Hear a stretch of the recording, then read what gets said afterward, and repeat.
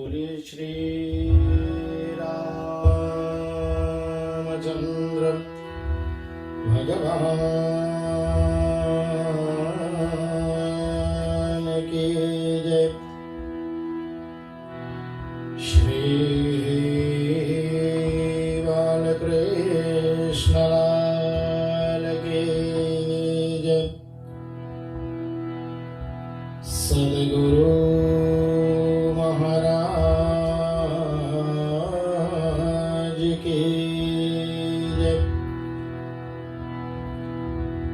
नमः पार्वती पते हर हर महादेव।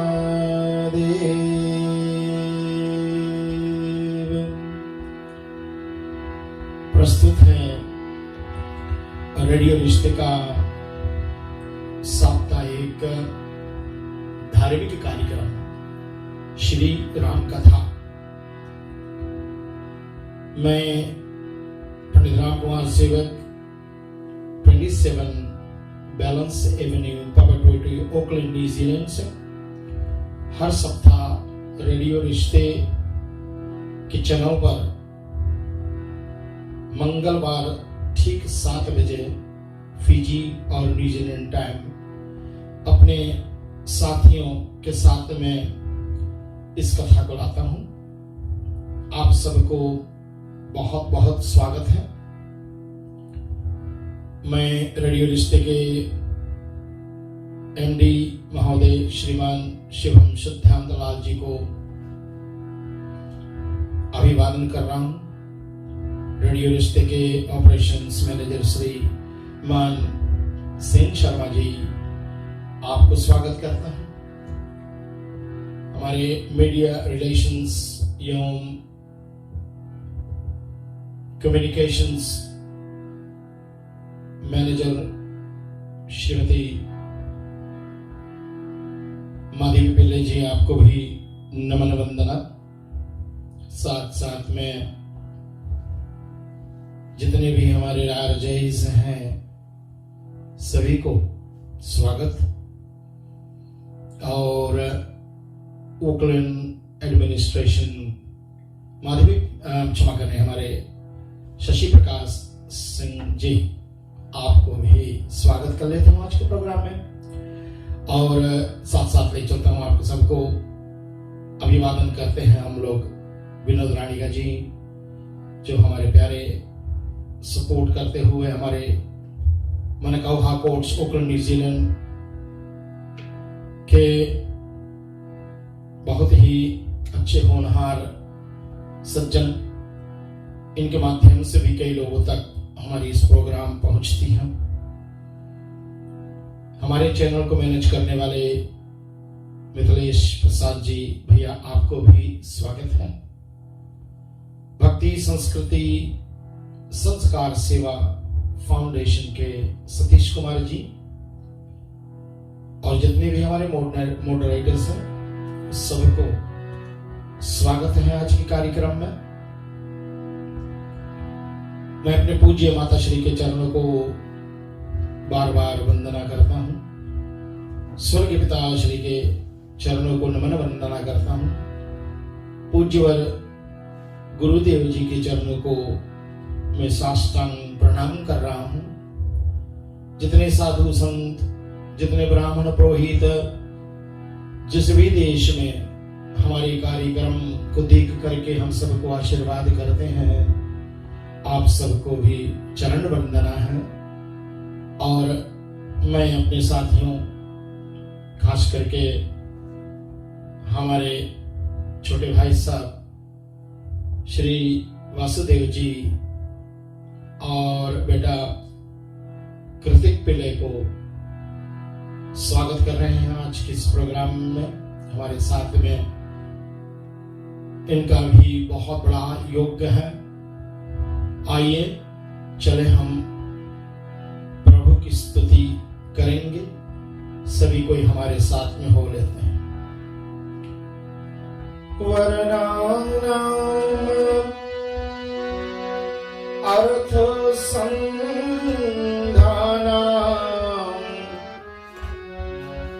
रसानां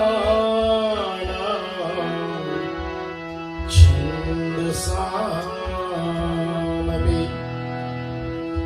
मङ्गलानां शिखरतारो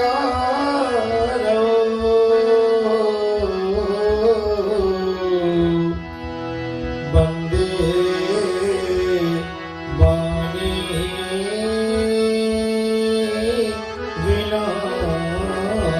विनायको भवानी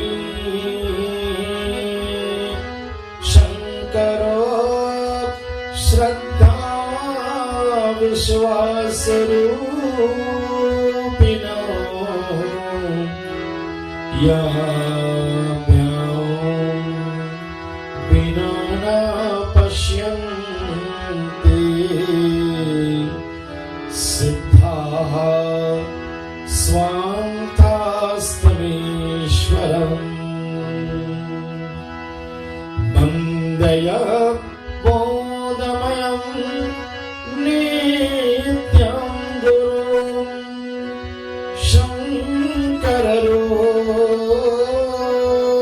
शङ्कररूपिणम्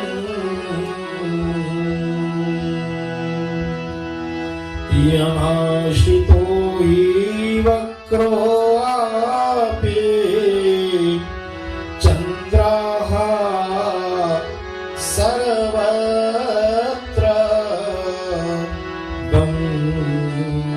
वन्दते सीताराम गुणग्राम पुण्यरण्यं विहारिणो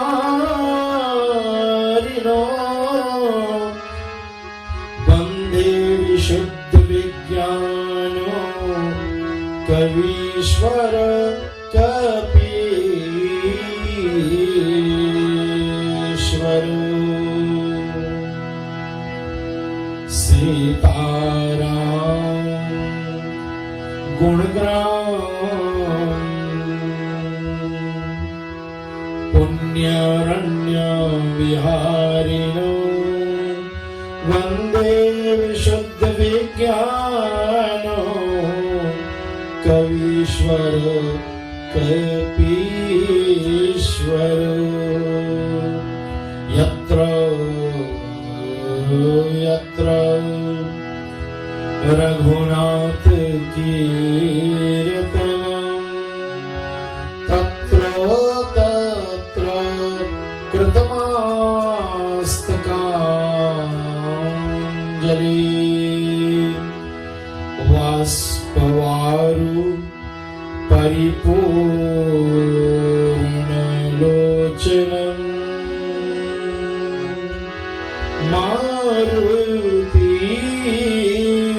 नमत राक्षसकन्दं माता राम मत पिता रामचंद्र स्वामी राम मत सखा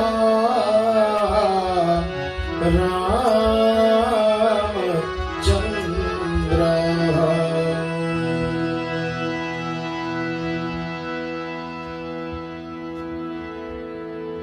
लोका विरामं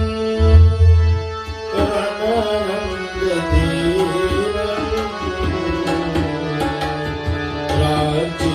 राजीवनेत्रं रघुवंशनाथं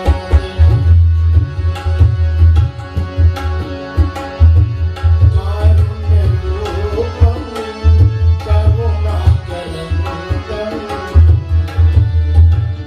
श्रीरामचन्द्र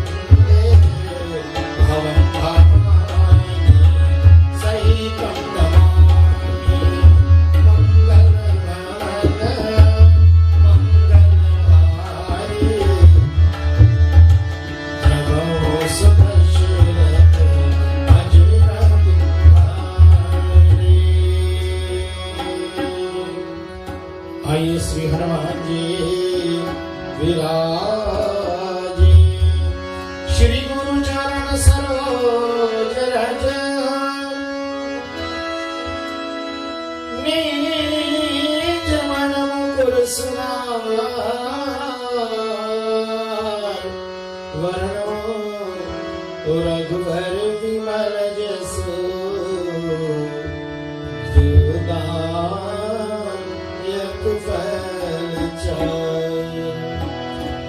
काज क्यों बड़ दीवन के तुम वीर महाप्रभु, देखो विचारो कौनो सुसंकट मोर गरीब को, जो तुम सो नहीं जात है तारो।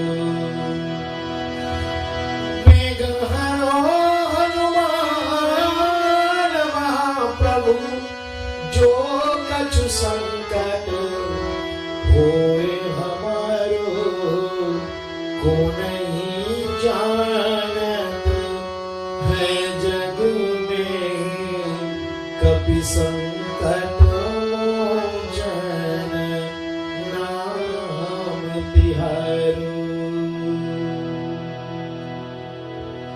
लाल दे हलाली लसे और उधर लाल लंगूर, वज्र दे हदानो दलन, जय जय जय कपीसूर।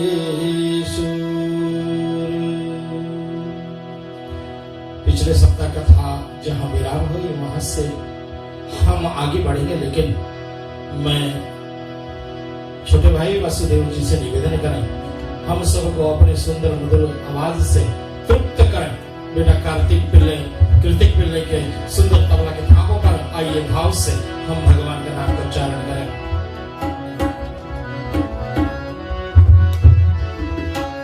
राम चरण सुखदाई भजो में, राम चरण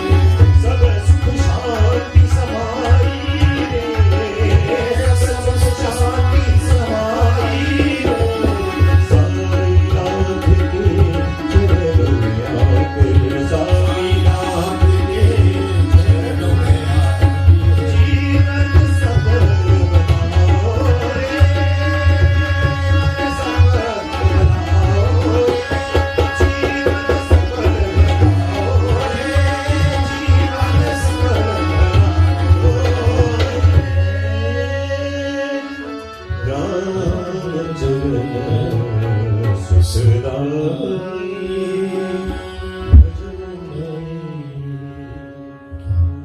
वाह, बहुत आनंद भी हुआ, बहुत सुंदर। राम चरण सुखदाई रे भज मन, यही तो विशेषता है इस कथा का। ऐसे भजनों में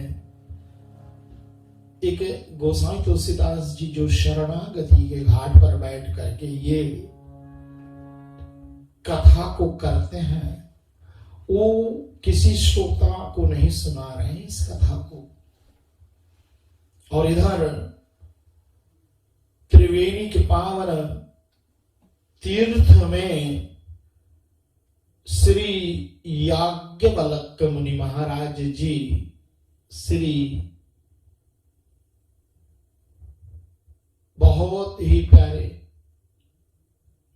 ऋषि को सुना रहे हैं, भरद्वाज मुनि महाराज को।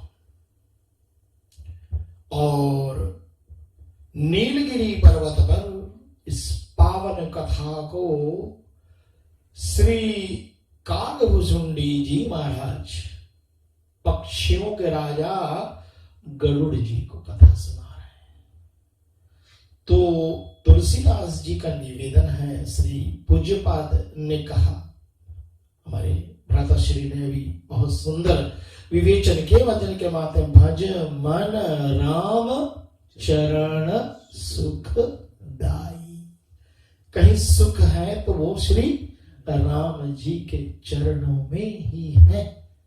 ये हमें और आपको बहुत बहुत प्रेरणा देती है। श्री भरत जी और राम जी की इस पावन कथा को अगर एक एक चौपाइयों के माध्यम से देखें तो बहुत दिन लग जाएंगी। इस कथा को करते तो संक्षिप्त में वर्णन करते हुए एक दृष्टांत के माध्यम से आज की कथा, जहां पिछले सप्ताह आप लोगों ने श्रवण करी कि इधर गुरु वशिष्ठ मुनि महाराज पूरे समाज के साथ में राम जी के आश्रम पर जाते हैं और वहां उन्होंने सभा को पूरा का पूरा परिचय दिया कि ये राम जो है ये साक्षात सूर्य वंश के सूर्य हैं, भानु कुल के ये भानु है, इसलिए इनका जो स्वभाव है ये नीति और सर्वज्ञ आदि सब वर्णन किया है। तो भरत से निवेदन किया है गुरु जी कि आप हमारे साथ में चले भरत, और अपना जो भी हृदय के जो बातें हैं वो भाई के साथ में रख दें। तो भरत जी ने गुरु जी के साथ में मिल करके ये प्रस्ताव रखी थी कि देखें, मैं तो अपने भाई के बहुत तरीके से जानता हूँ। मेरे भाई छोटे बचपन में जब हम लोग खेलते थे तो हमें विरोधी दल में रखते थे। तो विरोधी दल में रखने का यही भाव था श्री भगवान रामचंद्र जी का कि मैं भरत श्री भैया जी के मुख की तरफ देखो, एक दूसरे का दर्शन पा रहे हैं। अगर साथ में रहते तो एक दूसरे के दर्शन नहीं पा पाते। हम साथ में अगर बैठेंगे ऐसे मुश्किल पड़ता है, अगर सामने वाला कोई बैठा होता तो देखने में, उनसे बातचीत करने में आनंद आता है। तो श्रोताओं, ये भाई और भाई का प्रेम देखिए।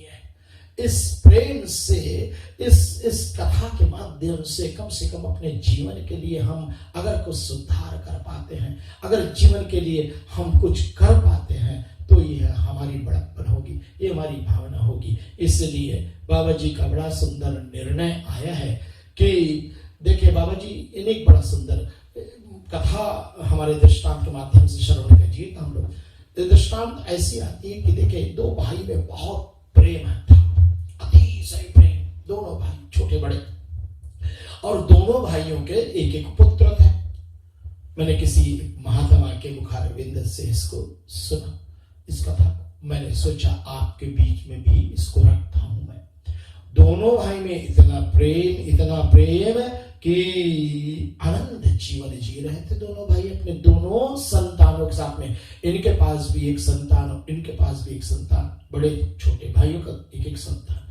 और एक दिन सुबह काल की बेला है और छोटे भाई छत पर खड़े होकर के दातून कर रहा था और बड़ा भाई साहब बाग में चले गए थे बाजू वाले, और वहां उन्होंने आम के 2 फल लाए।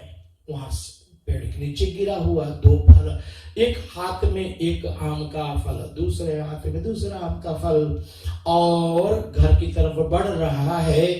तो जो हाथ बाएं हाथ में थी वो फल थोड़ा सा छोटा था, और जो इनके दाहिने हाथ में थे वो फल थोड़ा सा बड़ा था, थोड़ा सा 50 ग्राम ज्यादा शायद बड़ा होगा। भैया जी देख रहे थे, और जब बच्चों ने देखा कि इनके दादाश्री और इनके पिताश्री आम लेकर के आ रहे हैं, तो दोनों दौड़े आम के लिए, और जिस तरफ दाहिने हाथ में बड़ा आम था उस तरफ छोटे भाई का बेटा था, और बाएं हाथ में छोटा आम था, इस तरफ इसके बेटे थे। और जैसे दोनों बच्चे बड़े भाई के साथ आए कि इन्होंने दोनों को आम दिया, लेकिन अपना हाथ यूं कर दिया ताकि ये जो छोटा आम है छोटा भाई के बेटे को मिल गया, और जो बड़ा आम है अपने बेटों को दे दिया। ऊपर छत पर यह दृश्य को देख करके जो छोटा भाई था ना, इनके आंख में अश्रु आ गए। सोचा आज मेरे बड़े भाई ने पक्षपाती कर दिया। इन्होंने रात ही रात एक लेटर लिखा भाई के लिए कि मैं थोड़े दिन के लिए बाहर जा रहा हूं भाई साहब, और 10 दिन बाद जब मैं लौटूंगा तो हम लोग बंटवारा कर लेंगे, और अगर आपको लगे कि बंटवारा नहीं आप देना चाहते कोई बात नहीं, लेकिन मैं अब आपके साथ में नहीं रह सकता भैया। कारण नहीं बताया, क्यों? क्योंकि चोट लगेगा भाई साहब को, लेकिन कारण यही था कि 50 ग्राम ज्यादा आम, और ये पक्षपाती आज इसने छोटी सी बात के लिए पक्षपाती कर ली है, ना जाने आगे चल करके क्या होने वाला है। इसलिए देखिए बड़े सावधान रखिए, भाई और भाई के बीच में कुछ भी नहीं आना चाहिए। यहां तक कि ये पटका बोलता था कि लक्ष्मण जब भरत और भैया राम मिलेंगे ना, तो अगर मैं बीच में आ जाता हूं तो मैं दीवार बन जाऊंगा। इसलिए पटका गिर गया, और धनुष और तीर, उन्होंने कहा कि 2 भाई के मिलन में धनुष और तीर, यानी कि शस्त्र की क्या जरूरी है, उसमें शस्त्र भी गिर गए उनके, और उनके कमर में बटका हुआ वो भी गिर गया। और आप देखें कि ये भरत और राम जी के ऐसा प्रेम को देख करके अब राजा जनक जी, रानी सुनैना और सारा नगर के वासी जो अब आ गए हैं, तो 2-3-4 दिन के बाद में अब ये सभा पुनः लगती है, और इस बीच में मां सीता मिलने के लिए भगवान राम जी से आज्ञा लेकर के अपने पिता को मिलने जाती। बाबा जी बड़े सुंदर वर्णन कर रहे हैं, और इस वर्णन में चले गोसाई पूज्यपाद जी क्या लिख रहे हैं। बहुत अद्भुत प्रसंग है ये। और जब जनक जी ने देखा अपनी पुत्री को, तो उससे पहले की बात है, बाबा लिखते हैं, प्रिय परिजन मिली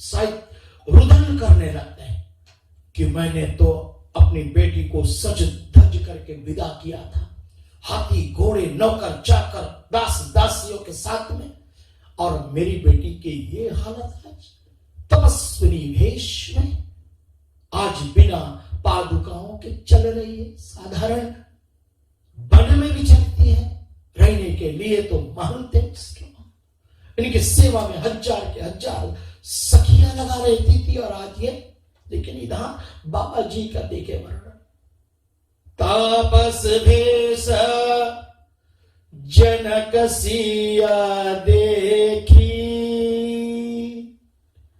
और क्या हुआ?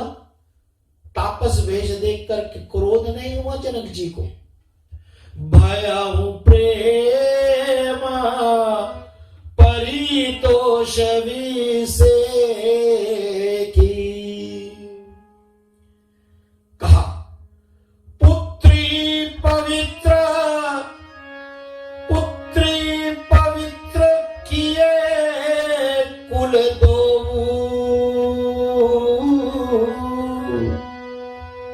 पुत्री पवित्र किए कुल दो, सुयश धवल जग कहाँ सबको।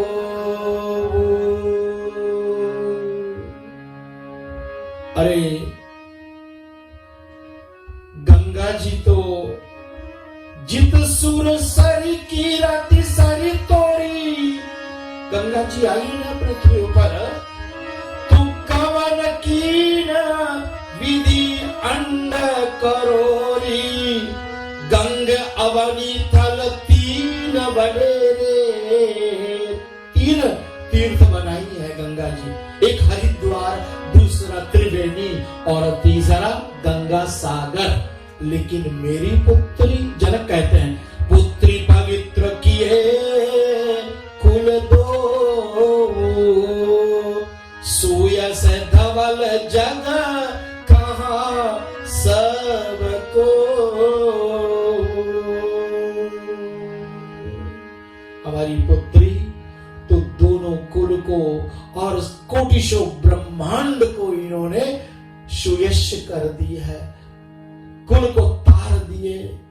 और बाबा जी कहते हैं कि ये देख करके और फूलों की बारिश आकाश मार्ग से देवता करने लगते हैं। पितु का सत्य से नहीं सुवानी, पितु कहाँ सत्य से सुवानी, सिया सकुच मन बनो सनमानी। पुनि पितु मान लीना उड़लाई, तीनों पितु मान लीना उड़लाई, शिष्या शीश एक दीन सुहाए, बार बार मिली भेंट सिया, बार बार मिली भेंट सिया, पिला दीना सनमानी, कहीं समय समा भरत गति, रावण सुमानी वाणी से आवे, रामचंद्र की जय।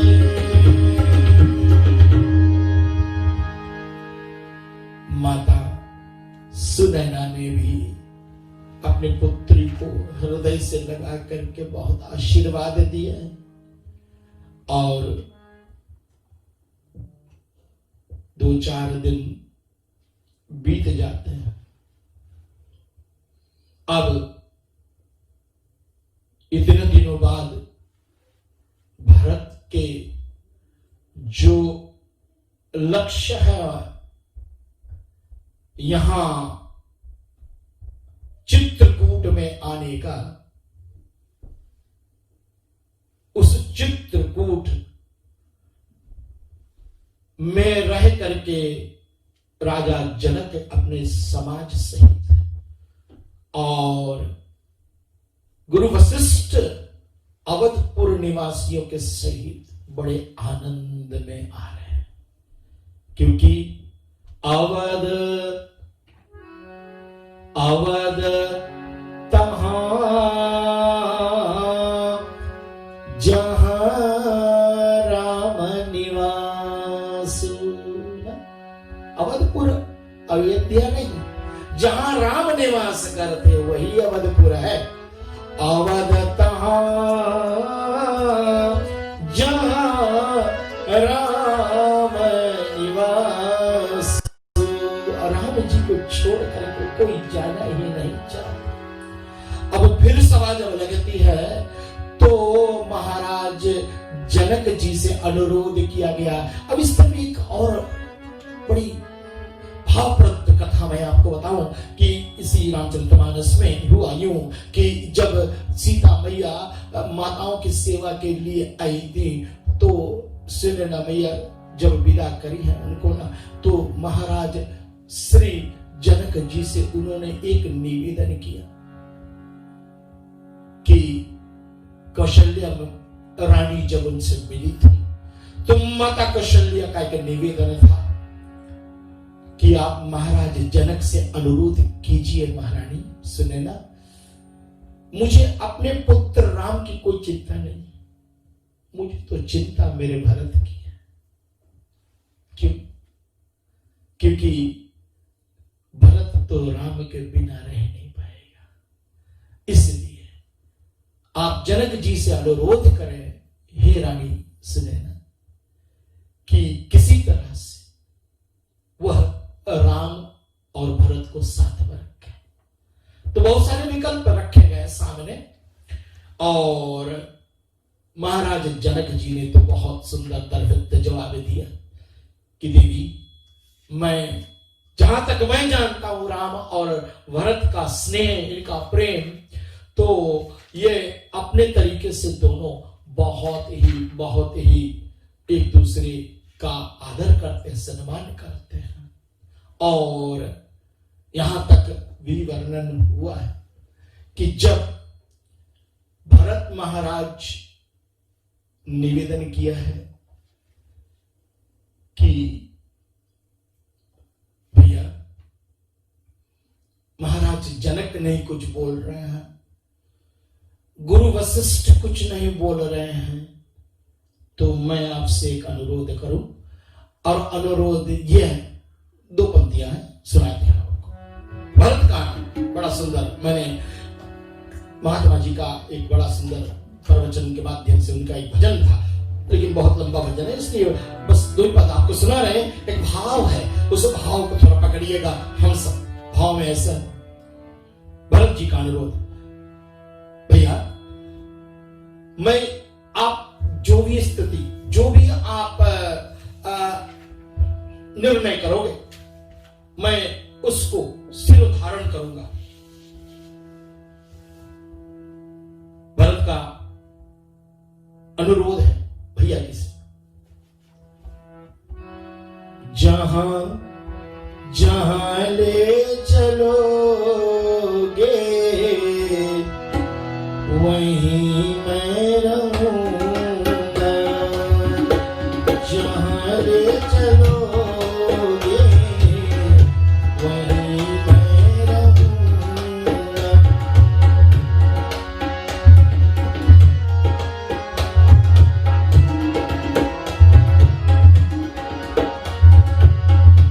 जहां ले चलो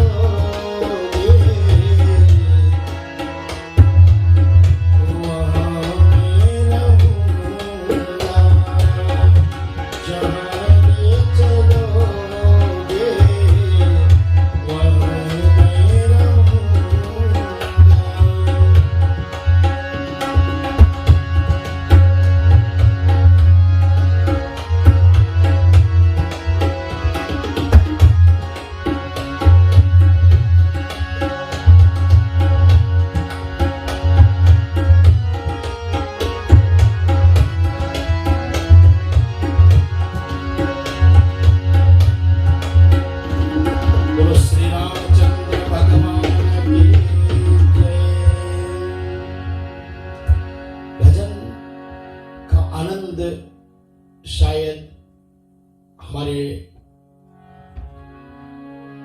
संत के माध्यम से जो आनंद मुझे मिला ना, बहुत प्यारी भजन में संदेश, जहां नाथ रख लोगे, जहां नाथ रख लोगे, वहीं मैं रहूंगा, जहां ले चलोगे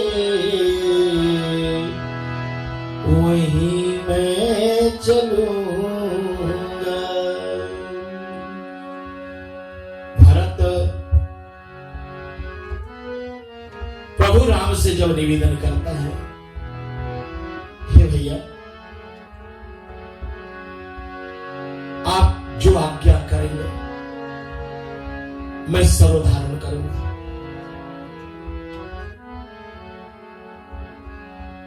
अपने निकट बिठा करके भरत को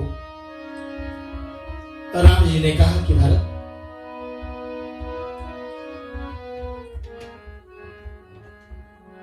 आप अपना कर्म करोगे, अपना कर्तव्य निभाओगे, मैं अपना कर्तव्य निभाऊंगा।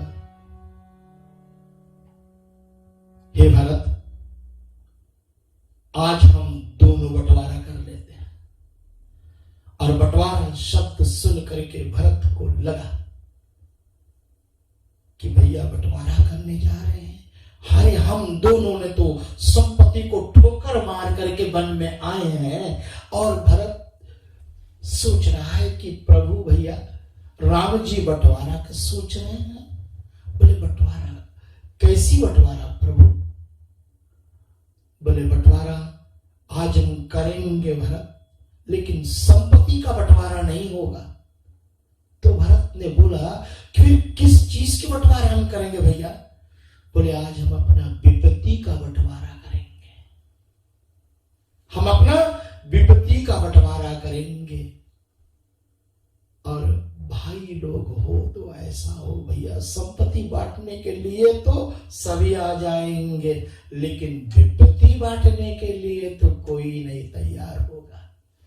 ये सोचने और समझने वाली बात है। बड़ी प्रसिद्ध कथा ये। और तब प्रभु ने समझाया कि मैं पिता का वचन पालन करने के लिए 14 वर्ष यूं निकल जाएंगे भरत, और आप जाओ। राजा अभिषेक तो हमारा ठीक है, आप जाओ, मैं आपको हर तरह से आशीर्वाद देता हूं कि अयोध्या का भार को संभालो, और माताओं का सेवा, गुरुजन का आदर सम्मान, उनका सेवा, उनके आज्ञा से सारे जितने कार्य है वो आप सब संभालें। बाबा जी का बड़ा सुंदर वर्णन है कि भरत ने कहा कि मैं तो राज्याभिषेक की सामग्री भी लाया हूं। और तब श्री गुरुदेव भगवान ने कहा कि भरत आत्रि अनुशासन पाई, भरत आत्रि अनुशासन पाई, क्षण भाजन समझिए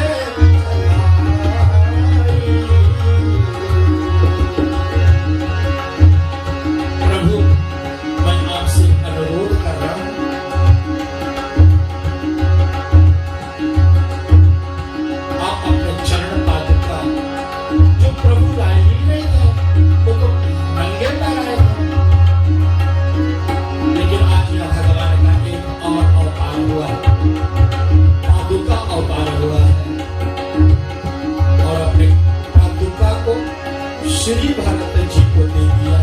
सीता राम जी का स्वरूप मान करके भरत उस पादुका को अपने सर पर रख दिया है और बहुत ही प्रेम से बहुत आंसू बहाए और विदा ले करके और भरत अब गुरुओं के साथ में माताओं के साथ में अब वापस जा रहे हैं। तो बीच में अत्रि मुनि महाराज जी के अनुरोध पर जो राज्याभिषेक की सामग्री थी वो भरत कूप नाम जिस कुआं को पड़ा है उस कूप में डाल दिया है और वापस श्री भरत जी पहुंच जाते हैं अयोध्या जी के प्रांगण में और जाते ही उन्होंने राजगद्दी पर भगवान श्री रामचंद्र जी के पादुकाओं को रख करके और उन पर पुष्पहार आदि चढ़ा करके टीका आदि करके और भरत अपने राजपाट को संभालते हैं और सोचा कि मैं भरत भैया तो राम भैया तो जमीन पर सोते हैं, मैं अपने भाई के बराबर कैसे सोऊं। तो दिन में वो राजपाट के कार्य को संभालते हुए शाम के वक्त नंदी ग्राम में पहुंच जाते हैं जहां पर उन्होंने गड्ढे खोद करके और रात में उस गड्ढे में शयन करता हुआ और 14 वर्ष कैसे बिताए हैं ये आप सब जानते हैं। इस पावन कथा को लेकर के हम लोग श्री गोसाई तुलसीदास जी महाराज अपने इस अयोध्या कांड के अंतिम पर आते हुए कहते हैं कि भरत जी तो ऐसा साधु है जिसका नाम संसार गाता है और ऐसे भगवान श्री रामचंद्र जी के प्रिय भक्त श्री भरत जी महाराज बहुत बहुत बहुत प्रशंसनीय।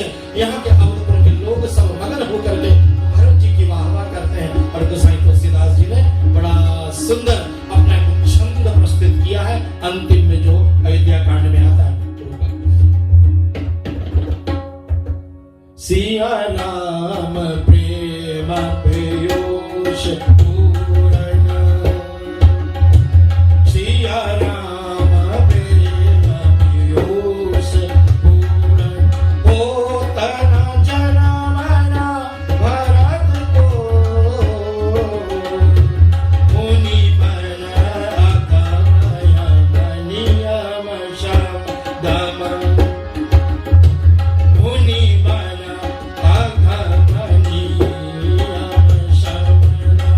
विश्व भारत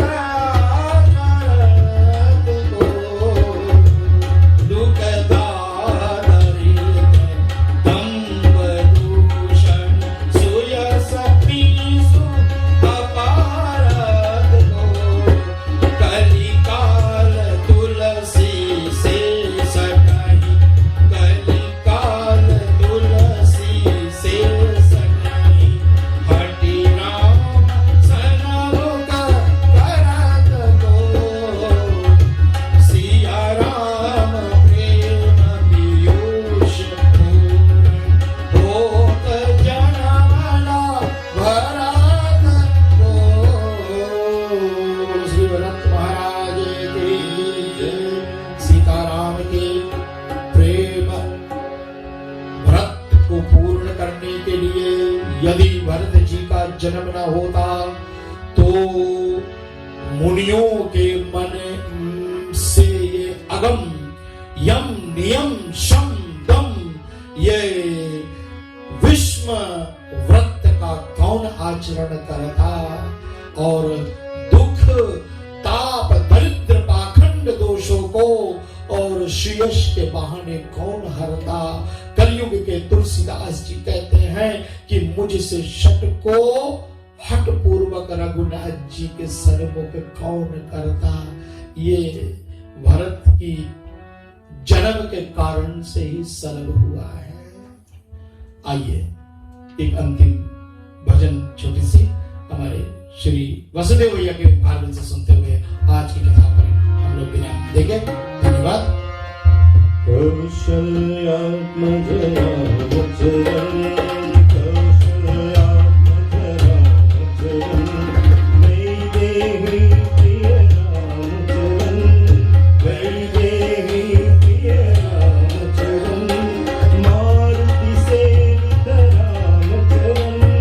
मारुति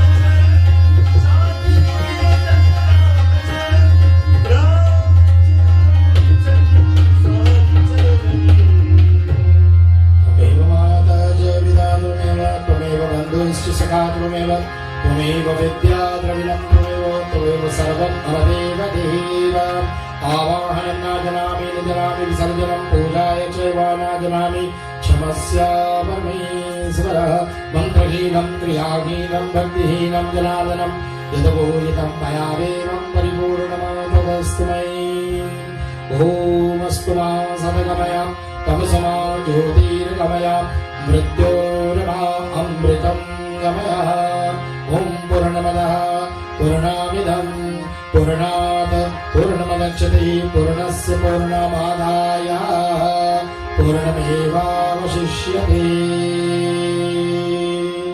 जो छवि श्री रघुराज के सहित समाज महान नित्य ज्वाला प्रसाद के दिए सबहि सुखदान 19 शत ऊपर अधिक 47 को साल दित्या शुक्का फाल्गुना गुरुवासर गुणवान अवध कांड टीका सुगम निज मति के अनुसार लिखी कृपा कर देखिए सज्जन साधु विचार। श्री अयोध्या कांड समाप्त। अगले हफ्ता हम लोग आरण्य कांड में चलेंगे। बोलो सियावर रामचंद्र भगवान के